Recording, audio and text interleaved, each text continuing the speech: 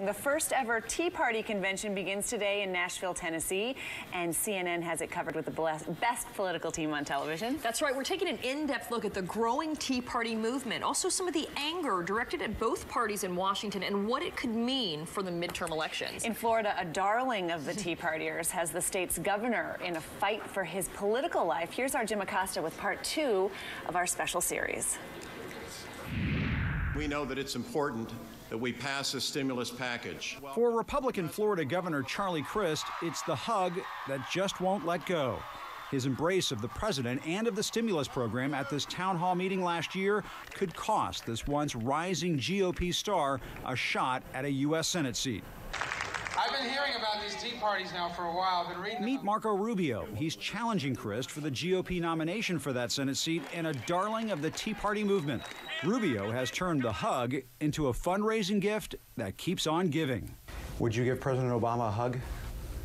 Why? Why would I, depending, I don't even know. Why would I hug someone I don't know? Well, Charlie Crist has gotten himself in a lot of trouble for hugging President Obama. Ultimately, that gets a lot of attention, but what he really got in trouble for is supporting a plan that is helping to bankrupt this country. Yeah.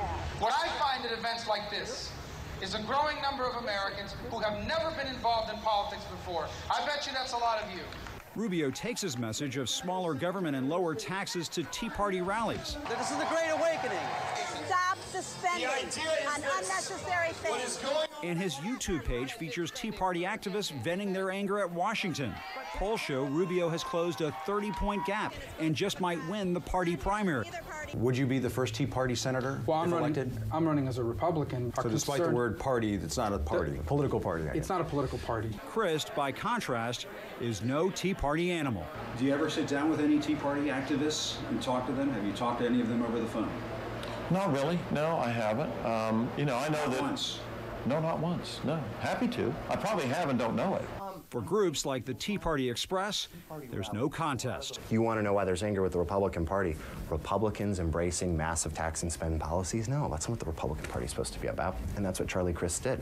Tea Party groups say millions of independents, Republicans, and even some former Democrats are ready to take down some of the biggest names in politics, from Democratic Senate Majority Leader Harry Reid to Republican John McCain. But Democrats say all that infighting between Crist and Rubio actually presents an opportunity. I'd take either one of them as long as they're wounded and limping into the general election. Crist, who has a 50% job approval rating, is not backing down from a Tea Party fight. He defends the stimulus as a job saver and notes Rubio has stated he, too, would have accepted funds from the program. About 20,000 teachers would be out of work today in my state. I can't in good conscience look them in the eye and say, you and your family are going to be without a breadwinner. People have to eat. He's gambling conservatives will come around. Defying conventional wisdom in his own party, Crist met President Obama for another stimulus event last week. Did you get any feedback from your fellow Republicans in this state that maybe you shouldn't be there when the president landed in Tampa? A lot, actually. They were telling you don't do it? Yeah, quite a few people. I got a lot of advice. They shook hands for 27 seconds. I think people really want. I think they're honestly sort of tired of the bickering they see coming out of Washington. I think that's part of the change that they want to see. It's part of the reason I'm running for the United States Senate. I think we need more civility. So we're going to see the outcome of these two very different approaches in Florida. Marco Rubio embracing the Tea Party movement. Charlie Crist certainly not embracing the Tea Party movement. The primary is on August 24th. So there is lots of time for this race to change. And things have already changed in Florida. The chairman of the Republican Party in Florida has stepped down because of the furor going on between these two candidates over whether or not to embrace the Tea Partiers. When Jim Greer, the chairman down there, announced essentially his support for Charlie Crist, the Tea Partiers savaged him. He stepped down, and he said to me when I talked to him about this story, he said, "Somebody tell me when I stopped being a conservative." Right. Wow. Very interesting. Yeah. Absolutely.